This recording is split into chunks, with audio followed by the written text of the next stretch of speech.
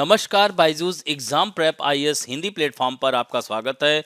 दोस्तों, आज हम लोग 6 दिसंबर 2022 के दैनिक क्विज की चर्चा करेंगे, जो कि आपके आगामी संघ लोक सेवा आयोग की प्रारंभिक परीक्षा के दृष्टिकोण से लाभदायक सिद्ध हो सकता है। तो आइए पहले प्रश्न की ओर चलते हैं, जिसमें दिया गया है एशिया प्रशांत रोजगार और सामाजिक आउटलुक 2022 रिपोर्ट जारी की गई है। तो यह किस संगठन के द्वारा? इसमें दिया गया है अंतर्राष्ट्रीय श्रम संगठन, जिसे इंटरनेशनल लेबर ऑर्गेनाइजेशन कहते हैं। दूसरा है आर्थिक सहयोग और विकास संगठन द्वारा। तीसरा है विश्व आर्थिक मंच द्वारा। या चौथा विश्व बैंक द्वारा। तो दोस्तों, इसमें उत्तर होगा अंतर्राष्ट्रीय श्रम संगठन के द्वारा। तो यहाँ पर आप देख सकते हैं ILO मीट्स बिगिन टुडे। तो यहाँ पर आप देख सकते हैं द हिंदू में आई हुई खबर है। तो रिपोर्ट से पता चला है कि जहां IT और सूचना सेवाएं रोजगार वृद्धि के मामले में सबसे तेजी से बढ़ने वाला क्षेत्र है, वहीं 2021 में केवल 94 लाख लोगों ने इस क्षेत्र में कार्य किया, जो कुल रोजगार का सिर्फ 0.5% है। तो दोस्तों, यह रिपोर्ट कौन जारी करता है? International labour organisation. ध्यान रखेंगे, ILO यह रिपोर्ट जारी करता है। और Asia Pacific employment and social outlook 2022 rethinking sectoral strategy for a human centred future of work, यानी यहाँ पर आप देख सकते हैं कि इस थीम के साथ यह कहा गया है Asia Pacific region lost about 22 million jobs in 2022।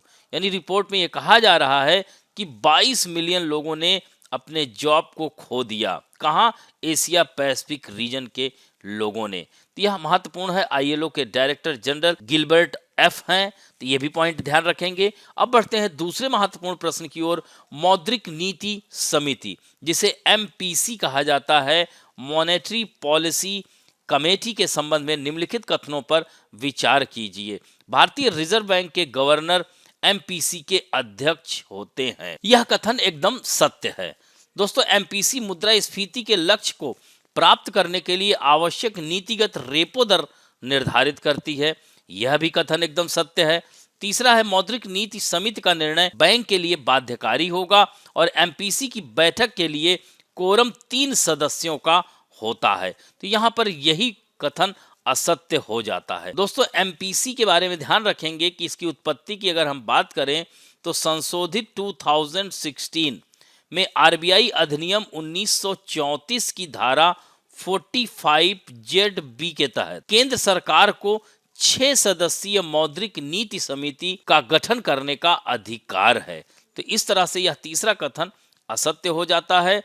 तो इसमें से 1 और 2 सही है, यानी उपयुक्त में से कौन सा सही है? तो उत्तर केवल A होगा, यानी 1 और 2।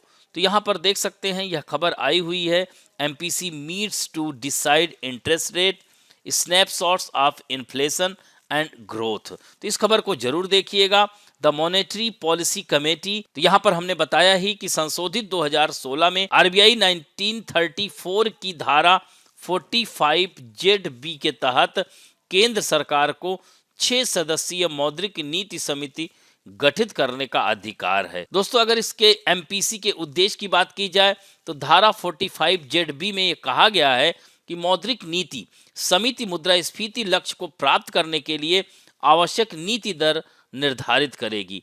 मौद्रिक नीति समिति का निर्णय बैंकों के लिए बाध्यकारी होगा, जैसा कि यहाँ पर आप देख सकते हैं कथन में दिया था। तो यहाँ तक तो ठीक था, लेकिन इसके आगे का कथन असत्य हो जाता है। अगर इसकी संरचना के बारे में हम बात करें तो धारा 45ZB के तहत MPC में 6 सदस्य होंगे।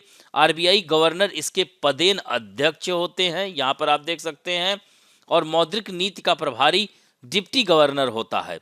और दोस्तों, केंद्रीय बोर्ड द्वारा नामित बैंक का एक अधिकारी भी इसका सदस्य होता है। केंद्र सरकार द्वारा नियुक्त 3 व्यक्ति इसमें मेंबर होते हैं। और इस प्रक्रिया के तहत अर्थशास्त्र या बैंकिंग या वित्त या मौद्रिक नीति के क्षेत्र में ज्ञान और अनुभव रखने वाले सक्षम व निष्पक्ष व्यक्तियों की नियुक्ति की जाती है। अब बढ़ते हैं दोस्तों तीसरे प्रश्न की ओर।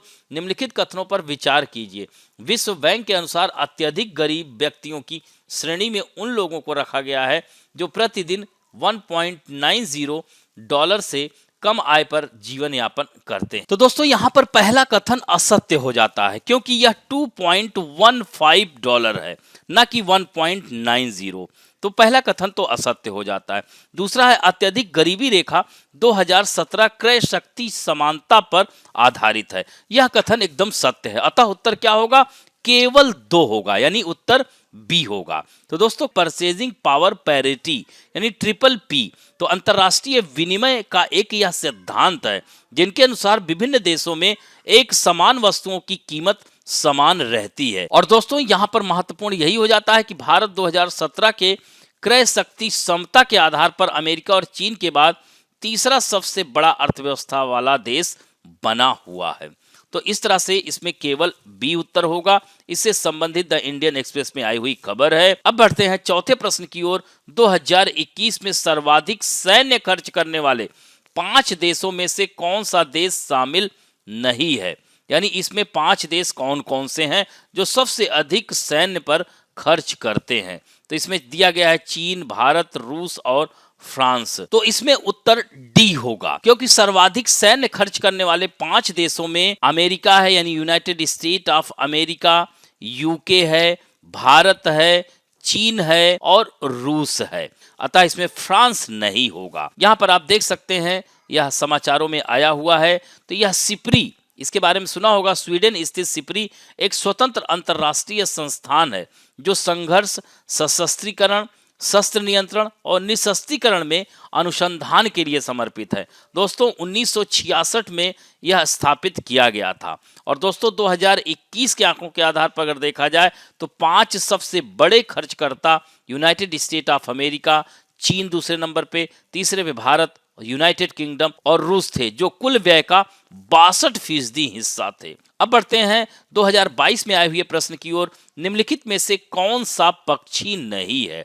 Golden mahseer, Indian night jar, spoon bill और व्हाइट आइबिस। तो इसमें क्या उत्तर होगा? तो इसमें अगर देखा जाए तो उत्तर होगा गोल्डन महासीर होगा इसका उत्तर। दोस्तों यह सामान्यतः मही, मछली और शेर बाघ के रूप में सूचित की जाती है, इसलिए इसे मछलियों के बीच बाघ भी कहा जाता है। यह एक बड़ी साइप्रिनिड है और ताजे जल की स्पोर्ट मछलियों में से सबसे कठोर माना जाता है। तो इस तरह से यह देख सकते हैं कि यह पक्षी नहीं है। अब 3 अन्य जो दिए गए हैं, इंडियन नाइट जार। तो इंडियन नाइट जार, भारतीय नाइट जार एक छोटा सा नाइटजर पक्षी है जो दक्षिण एशिया और दक्षिण पूर्व एशिया में खुली भूमि में एक निवासी ब्रीडर है। दोस्तों स्पून बिल की बात की जाए तो स्पून बिल भी लंबे सफेद पानी के पक्षी होते हैं जिसमें लंबे काले बिल और लंबे काले पैर होते हैं। और व्हाइट आइबिस यह भी एक पक्षी है जो कि आर्द्र भूमि पक्षी से कहा जाता है। यह मीठे पानी के दलदल, तटीय मुहाने, मैंग्रोव, बाढ़ वाले चारागाहों, कीचड़ और दरदरों का उपयोग करते हैं। दोस्तों अब बात करेंगे आज के फैक्ट ऑफ द डे में धारावी रीडेवलपमेंट प्रोजेक्ट के बारे में। तो यहाँ पर आप देख सकते हैं यह धारावी जो कि मुंबई के बीचों बीच का यह इलाका है। यह एक समय में यहाँ चमड़े का बड़ा उद्योग था। मुंबई के बढ़ने के साथ ही यह इलाका धीरे धीरे बढ़ता गया। इसके बाद लोगों की संख्या बढ़ने के साथ यहाँ छोटे उद्योग भी बढ़ने लगे। अब इस इलाके की आबादी 10 लाख से अधिक है। इसके एक तरफ बांद्रा कुर्ला कॉम्प्लेक्स है तो दूसरी तरफ दादर है। तो आइए इसके बारे में देखते हैं। एशिया का सबसे बड़ा स्लम धारावी, जहां 2.5 वर्ग किलोमीटर में 10 लाख से ज्यादा लोग रहते हैं। अब इस पूरे एरिया का रीडेवलपमेंट होने वाला है। अडानी ग्रुप ने 5000 करोड़ रुपए में टेंडर हासिल किया है। तो दोस्तों इसके रीडेवलपमेंट के लिए अडानी ग्रुप को मिला है। तो यह धारावी जैसा कि मैंने बताया। तो दोस्तों यहां पर बात यह आती है यह प्रोजेक्ट अडानी को कैसे मिला। तो धारावी के रीडेवलपमेंट का जो प्रोजेक्ट है यह काफी पुराना है, करीब 18 वर्ष पुराना है। इसके लिए अब तक 4 बार कोशिशें की जा चुकी हैं और इसी साल 1 अक्टूबर को धारावी पुनर्विकास प्रोजेक्ट के लिए चौथी बार इंटरनेशनल लेवल पर टेंडर प्रक्रिया शुरू की गई थी। इसके लिए दुनिया की 8 बड़ी कंपनियों ने उत्साह दिखाया था। इसमें से 5 भारत की और 3 विदेशी कंपनियां हैं। हालांकि इसमें सिर्फ 3 ने ही बोली लगाई। अडानी ग्रुप ने इसे हासिल करने के लिए 5069 करोड़ की बोली लगाई थी और इस संबंध में टेंडर की प्रक्रिया पूरी कर ली गई है और अडानी ग्रुप को यह टेंडर मिल चुका है। तो इस तरह से डीएलएफ ग्रुप ने 2025 करोड़ की बोली लगाई थी और इसके साथ साथ नमन समूह को टेंडर प्रक्रिया में अवैध पाया गया। यही कारण है कि यह प्रोजेक्ट अडानी समूह को मिला। तो धारावी रीडेवलपमेंट प्रोजेक्ट में क्या होगा? तो इस प्रोजेक्ट में करीब 1 करोड़ स्क्वायर फीट एरिया शामिल है। इसमें कंस्ट्रक्शन एरिया में से कम 70 से 80 लाख स्क्वायर फीट का इस्तेमाल रिहैबिलिटेशन के लिए होगा। वहीं बाकी को ओपन मार्केट में सेल किया जाएगा। धारावी रीडेवलपमेंट प्रोजेक्ट करीब 20,000 करोड़ का होने वाला है। इस स्लम में रहने वाले हर परिवार को 405 वर्ग फीट कारपेट एरिया का घर मिलेगा और इस प्रोजेक्ट के तहत धारावी के झुग्गी झोपड़ी में रहने वाले को फ्री में घर मिलेगा। इससे उनका जीवन स्तर बढ़ेगा। हालांकि इसके लिए अडानी ग्रुप को बनानी होगी एक नई कंपनी। इस प्रोजेक्ट को पूरा करने के लिए अडानी समूह को एक नई स्पेशल कंपनी बनानी होगी और इस काम का अडानी ग्रुप एक इंटरनेशनल कंपनियों के कंसोर्टियम में पूरा करेगा। तो इस तरह से यह महत्वपूर्ण था। दोस्तों, आज के लिए आप लोगों के लिए प्रश्न है, क्रय शक्ति क्षमता क्या होती है? और दूसरा महत्वपूर्ण प्रश्न है कि सिपरी का मुख्यालय कहाँ अवस्थित है? तो इस तरह से आज का अंक यहीं समाप्त करते हैं। आशा करता हूं कि आज का वीडियो आप लोगों को अच्छा लगेगा। यदि अच्छा लगे तो प्लीज लाइक, शेयर, सब्सक्राइब और बेल आइकन दबाना ना भूलें। धन्यवाद।